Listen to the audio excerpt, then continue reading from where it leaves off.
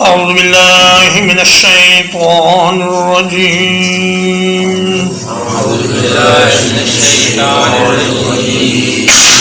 ليكفروا بما آتيناهم تاکہ جو کچھ ہم نے انہیں عطا کیا ہے اس کی ناشکری کریں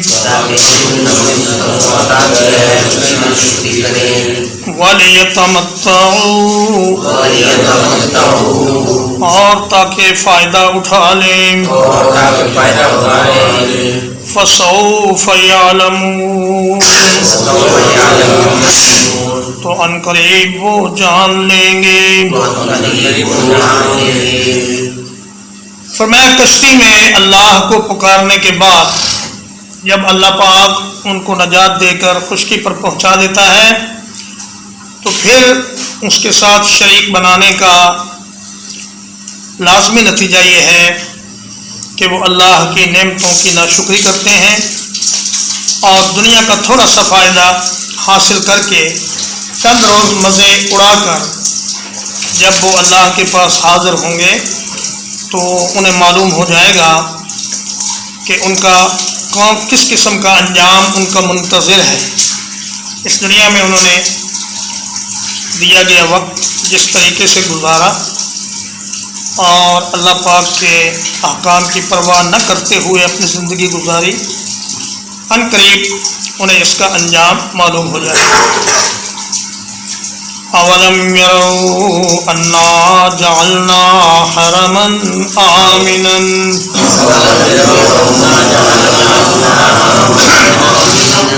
کیا انہوں نے نہیں دیکھا کہ یقیناً ہم نے ایک امن والا حرم بنایا ہے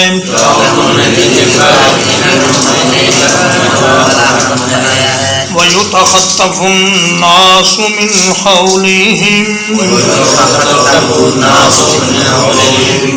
حالانکہ لوگ ان کے ارد گرد سے اچک لیے جاتے ہیں۔ أَفَبِالْبَاطِلِ يُؤْمِنُونَ کیا پھر وہ باطل کے ساتھ ایمان لاتے ہیں؟ وَبِنِعْمَةِ اللَّهِ يَكْفُرُونَ اور اللہ کی نعمت کی ناشکری کرتے ہیں۔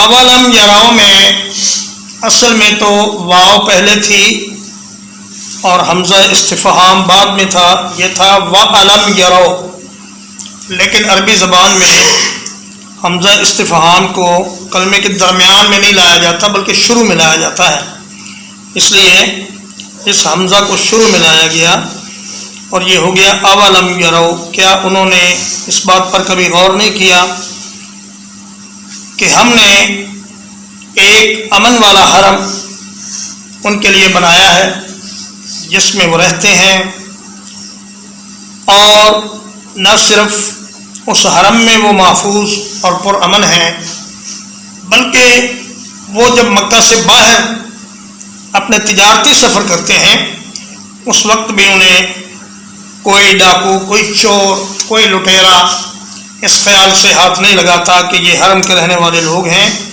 اس لیے ان کا احترام ضروری ہے، تو وہ تمہارے مال کو، تمہارے قافلوں کو، تمہاری دولت کو بری نیت سے ہاتھ نہیں لگاتے۔ کیا اس حرم کو امن والا بنانا یہ لات، منات، عزا اور حبل کا کام ہے؟ فرمایا نہیں، یہ اس اللہ کا کام ہے جس نے تم سب کو پیدا کیا اور زندگی عطا فرمائی، اسی نے اس حرم کو امن والا بنایا ہے۔ وَيُتَخَطَّفُ النَّاسُ مِنْ حَوْلِهِمْ تمہارے ارد گرد بد امنی کا یہ عالم ہے کہ لوگ چوری، ڈاکے، قتل اور اغوا کا شکار ہوتے رہتے ہیں لیکن تمہیں کوئی پوچھتا نہیں اور تم بڑے مزے سے اپنی تجارت بھی کرتے ہو اور اپنے گھروں میں امن و سکون سے رہتے ہو۔ أَفَبِالْبَاطِلِ يُؤْمِنُونَ کیا باطل پر تو یقین رکھتے ہیں اور اللہ کی نعمت کا انکار کرتے ہیں؟ یہ بہت بڑا ظلم ہے اور بہت بڑی نالائکی ہے کہ انسان اللہ کی نعمت کی ناشکری کرے۔ اللہ کی نعمت کو اللہ ہی کی نافرمانی میں استعمال کرے، یہ انتہا درجے کی نالائکی۔ وَمَنْ أَظْلَمُ مِمَّنِ افْتَرَىٰ عَلَى اللَّهِ كَذِبًا،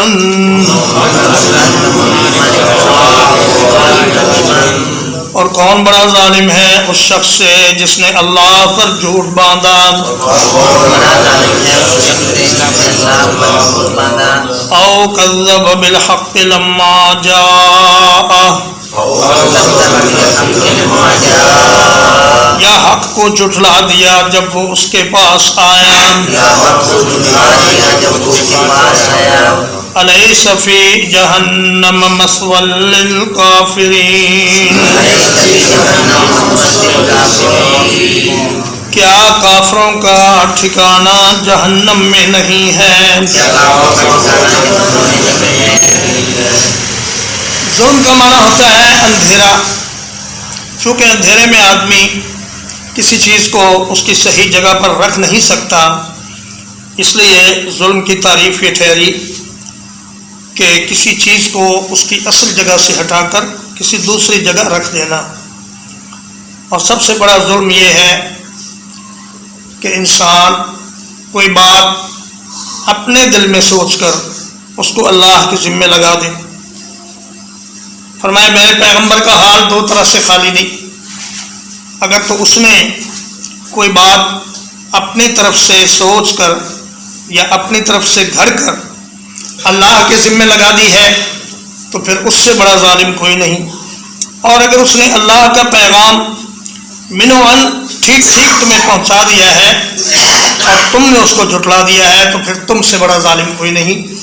اسی طرح کوئی بات خود بنا کر یا کسی کی بنائی ہوئی بات کو نبی کریم صلی اللہ علیہ وسلم کے ذمے لگا دینا بھی بہت بڑا گناہ ہے۔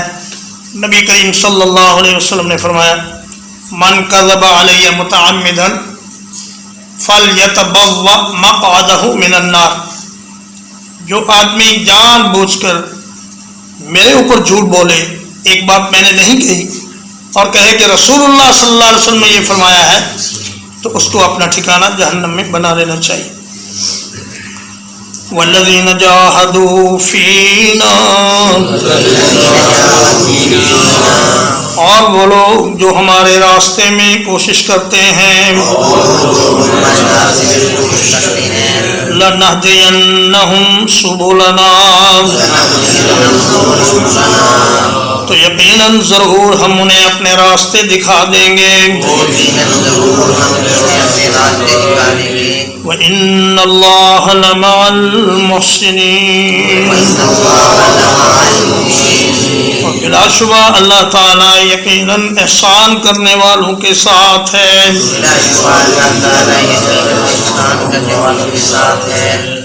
جاہد یجاہد مجاہدۃ، یہ باب مفاعلہ ہے، اس میں دونوں معنی پائے جاتے ہیں، مقابلے کے بھی اور مبالغے کے بھی۔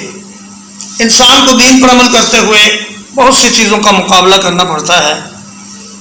سب سے پہلے اسے اپنے نفس سے مقابلہ کرنا پڑتا ہے، جو اسے ہر وقت اپنی خواہش کا غلام بنانے کے لیے زور لگاتا رہتا ہے۔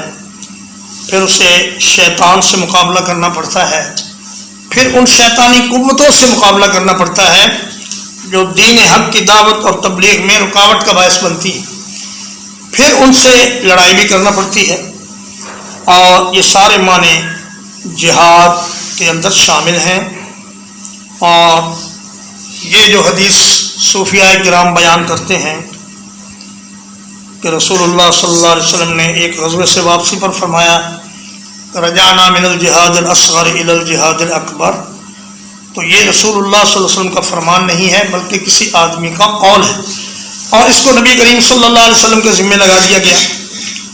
یہ سب سے بڑا ظلم ہے کہ اللہ کے نبی نے ایک بات نہیں فرمائی اور آپ کے ذمہ لگا دی جائے۔ جہاد اکبر وہی ہے جس کے بارے میں اللہ کے رسول صلی اللہ علیہ وسلم نے فرما دیا۔ حضرت عبداللہ بن حبشی رضی اللہ تعالیٰ عنہ بیان کرتے ہیں، مسند احمد کی روایت ہے کہ قیل یا رسول اللہ ای الجہاد افضل، اے اللہ کے رسول کون سا جہاد افضل ہے؟ آپ نے فرمایا من جاہد المشرکین بمالہ و نفسہ، فرمایا افضل جہاد وہ ہے کہ آدمی اپنے مال اور اپنی جان کے ساتھ کفار و مشرکین کے خلاف لڑائی کرے۔ قیل ای القتل اشرف، یا رسول اللہ سب سے زیادہ اونچی شان والا قتل کون سا ہے؟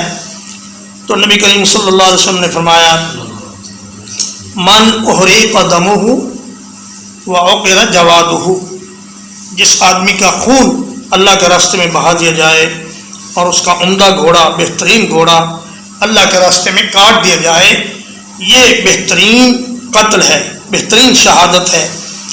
تو یہی اصل میں جہاد اکبر ہے۔ اور ان لوگوں نے کیا کیا کہ جہاد کو تو چھوڑ دیا اور حجروں میں چلہ کشی کے لیے بیٹھ گئے۔ اس آرام دہ جہاد کا نتیجہ یہ نکلا کہ پوری دنیا میں مسلمان ذلت اور ادبار کا شکار ہو گئے اور کفار ان پر غالب ہو گئے، اور مسلمان اپنے اصل کام کو چھوڑ کر چلہ کشی میں اور خانقاہوں میں جا کر بیٹھ گئے۔ ترجمہ ایک بار لِيَكْفُرُوا بِمَا آتَيْنَاهُمْ، تاکہ جو کچھ ہم نے انہیں عطا کیا ہے اس کی ناشکری کریں، وَلِيَتَمَتَّعُوا، اور تاکہ وہ مزے اڑا لیں، فَسَوْفَ يَعْلَمُونَ، ان قریب وہ جان لیں گے۔ وَلَمْ يَرَوْا أَنَّا جَعَلْنَا حَرَمًا آمِنًا،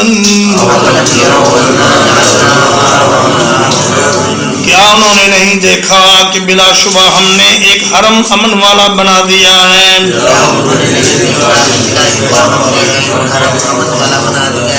وَيُتَخَطَّفُ النَّاسُ مِنْ حَوْلِهِمْ، حالانکہ لوگ ان کے ارد گرد سے اٹھا لیے جاتے ہیں۔ أَفَبِالْبَاطِلِ يُؤْمِنُونَ، کیا وہ باطل کے ساتھ ایمان لاتے ہیں۔ وَبِنِعْمَةِ اللَّهِ يَكْفُرُونَ، اور اللہ کی نعمت کی ناشکری کرتے ہیں۔ وَمَنْ أَظْلَمُ مِمَّنِ افْتَرَىٰ عَلَى اللَّهِ كَذِبًا، اور کون بڑا ظالم ہے اس شخص سے جس نے اللہ پر جھوٹ باندھا۔ أَوْ كَذَّبَ بِالْحَقِّ لَمَّا جَاءَهُ، یا حق کو جھٹلا دیا جب وہ اس کے پاس پہنچا۔ أَلَيْسَ فِي جَهَنَّمَ مَثْوًى لِلْكَافِرِينَ، کیا کافروں کے رہنے کی جگہ جہنم میں نہیں ہے۔ وَالَّذِينَ جَاهَدُوا فِينَا، اور وہ لوگ جنہوں نے ہمارے راستے میں کوشش کی۔ لَنَهْدِيَنَّهُمْ سُبُلَنَا، یقیناً ہم ضرور انہیں اپنے راستے دکھائیں گے۔ وَإِنَّ اللَّهَ لَمَعَ الْمُحْسِنِينَ، اور بلا شبہ اللہ تعالیٰ یقیناً احسان کرنے والوں کے ساتھ ہے۔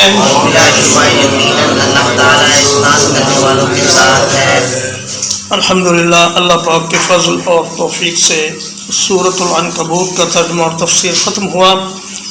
اس کے بعد انشاءاللہ سورۃ الروم شروع ہوگی۔ وصلی اللہ علی نبینا محمد وآلہ وصحبہ اجمعین۔